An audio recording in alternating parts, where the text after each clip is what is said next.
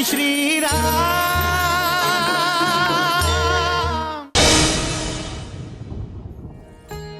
राम दीदी, राम दीदी, दीदी के हमार राम, राम सुमित्रा, सुमित्रा हमार राम के का भेलो के सुमित्रा, क्या के हमार राम ठीक था हो के ना क्या के। हे करुणा निधान, ई रउआ का कही नहीं, हमरा जैसन राक्षस जाति के तुच्छ जीव खातिर रउआ अपन प्राण संकट में डाल देने। मित्रता जाति पाति के ना देखेला, मित्र के आपत्ति के भी अपना ऊपर ले लेवेला, यह एगो मित्र के धर्म हा। रउआ तो हमरा शरण में आयल बानी और शरणागति के रक्षा करे खातिर आपन प्राण भी देवे के पड़े तो दे देवे के चाहिए। मित्र आप ही काहे भूलतानी, हम आपके लंका के राजा बनावे के वचन देले बानी। हमनी के रघुकुल में ई रीति सदा से चलाइल बा, प्राण जाए पर वचन न जाए। मित्र ई तो हमार धर्म रहे। विश्राम करें प्रभु, रउआ विश्राम करें। हाँ भैया, महाराज विभीषण ठीक कह रहल बड़े, रउआ विश्राम करी।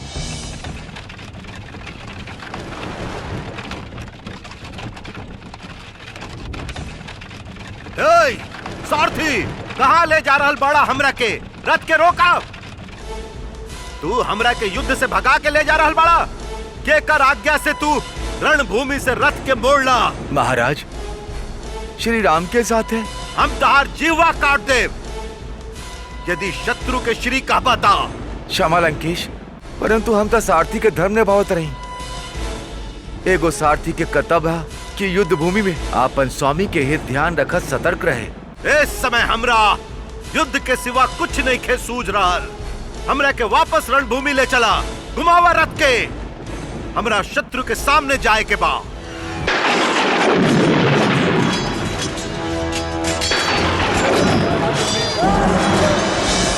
अरे युद्ध से भागल कायर, पुनः हमारे खातिर रणभूमि चलैले। अरे मरकट, जो जाके अपन बनवासी स्वामी के बोल, रावण युद्ध खातिर ललकार रहल बा। ललकार के उत्तर देवे खातिर राम तहरा सामने खड़ा बा। रावण तू ही रणभूमि के पीठ दिखा के भाग गए रहला। हम तारा के युद्ध के नया पाठ पढ़ावे खातिर अस्त्र एकत्रित करे गईल रही। इला संभाला हमार तामस अस्त्र के।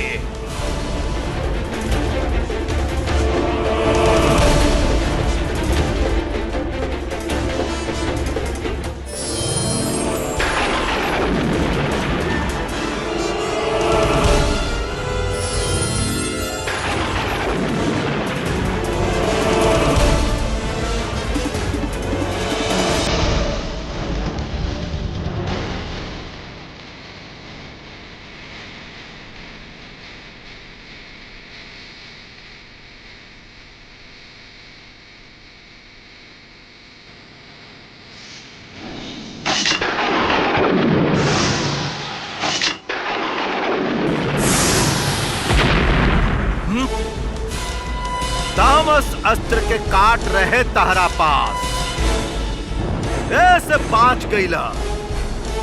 अब असुरास से बाँच के दिखावा।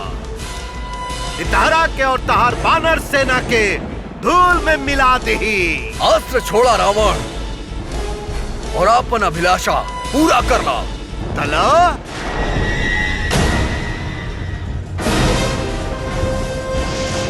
ओम सूर्य नारायणाय नमः।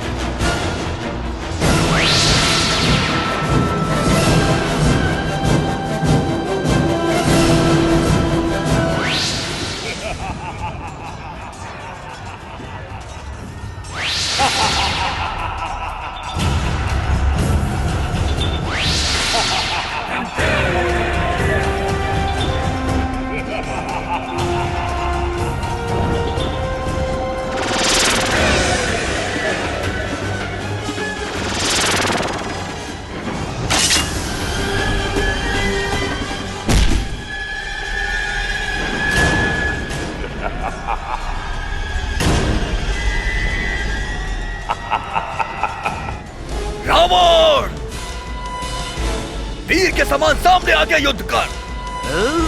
ई छल कपट के युद्ध तोरा जैसे योद्धा के शोभा नहीं खे देत।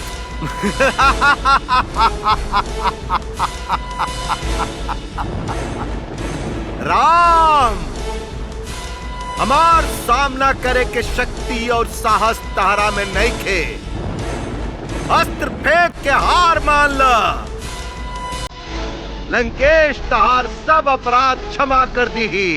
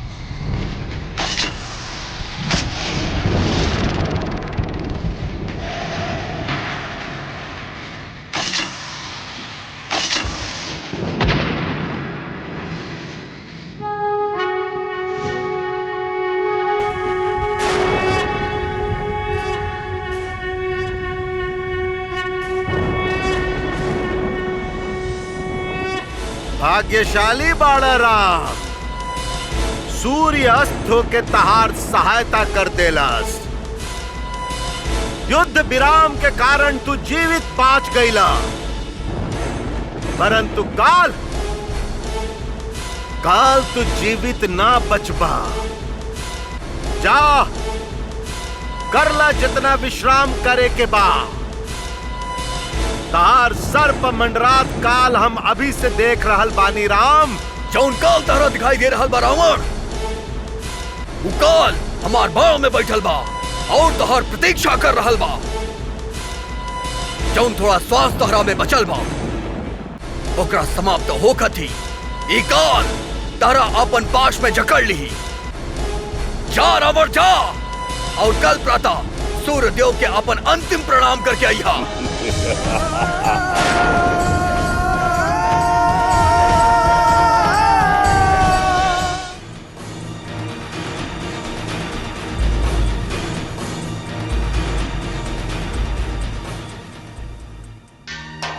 स्वामी,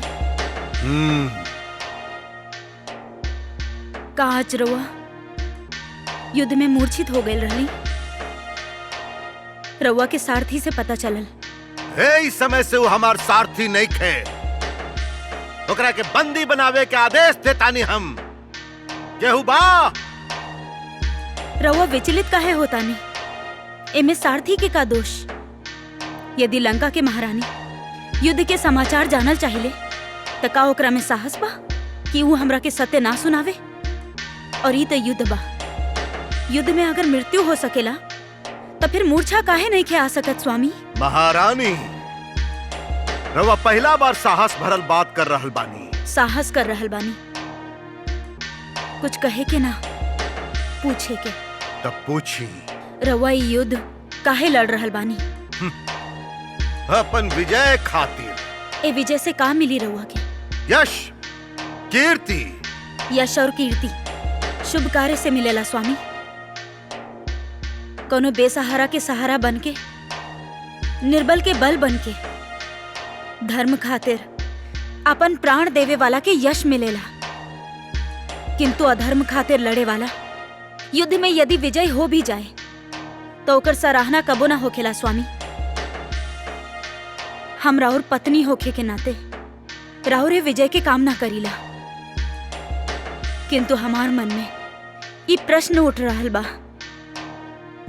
कि राउर विजय के उत्सव मनावे के खातिर हमनी साथे के होखी? राउर पुत्र, भाई, मित्र केहू जीवित नहीं खे बचल। फिर केकरा खातिर स्वामी? रउआ अपनी शरीर पर घाव खा रहल बानी। राउर विजय के गुणगान करे खातिर के जीवित बचल बा? एगो हम और एगो रउआ।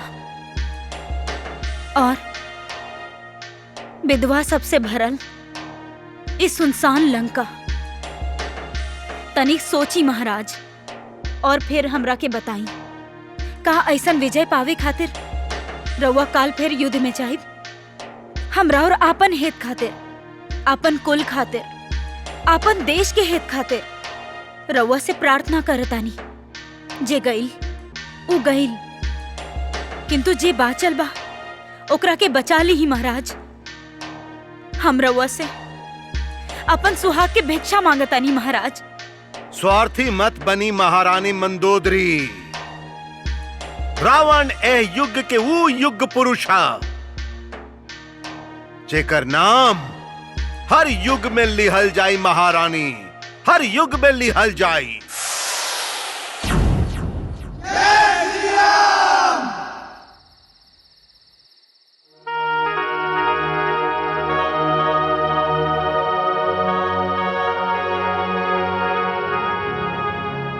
बहुत गहरा गहरा घाव बा भैया। युद्ध में लागल घाव वीर के अलंकार होखेला लक्ष्मण। ऐसे राउर सहन शक्ति के प्रणाम बा भैया। इतना पीड़ा कैसे सहन कर ले ही ना रहुआ? पीड़ा बा कहां लक्ष्मण? पीड़ा रहे जब तक तहार हाथ ई घाव के स्पर्श ना कैले रहे, परंतु तुहार स्पर्श मात्र से मां के ममता और भाई के स्नेह इतना मिल गईल बा कि पीड़ा हार मान के भाग गईल बा। तू हमरा नस नस में नया उत्साह भर देले बाड़ा लक्ष्मण। देखिया, कल तहार भाई राम ऐसन घमासान युद्ध करी कि धरती और आकाश दोनों थर्रा जाइए। भैया पता ना काहे बार बार हमारा अंतरात्मा हमरा से यह कहत रहता कि इस सब समस्या के जड़ हम हैं। यदि हम भाभी के अकेले छोड़ के ना जैती। अज्ञानी जैसन बात मत करा लक्ष्मण। जौन कुछ भी होखेला विधाता के विधि के अनुसार होखेला। विधाता के खेल अब स्पष्ट दिखाई दे रहल बा। तनिक बीतल बात के स्मरण करा लक्ष्मण। सीता के हरण काहे भइल? असल में विधाता आर्यव्रत के अधर्मी सबके अनीति और अत्याचार से मुक्त करावे खातिर ई सीता के हरण करवैले। लक्ष्मण, यदि हमने 14 वर्ष वन में रह के अयोध्या लौट जैती तो धर्म कर्म में आपन जीवन बितावे वाला, लोक कल्याण हेतु आपन जीवन समर्पित करे वाला ऋषि मुनि लोग के त्रास कैसे मिटैती? गुरु वशिष्ठ से मिलल ज्ञान, महर्षि विश्वामित्र से मिलल दिव्य अस्त्र और महर्षि अगस्त्य के दिहल गईल वचन सब व्यर्थ चल जात। यही से लक्ष्मण, जे कुछ भी हो खेला सब भला खातिर हो खेला। विधाता सुख देवेले मानवता के परिभाषा खातिर, और दुख देवेले त केवल शिक्षा खातिर। भैया रउआ युग पुरुष हैं, मर्यादा पुरुषोत्तम है। जेकर पूर्णता तारा से बा लक्ष्मण। जा विश्राम करा। कल के युद्ध बहुत भीषण होके वाला बा।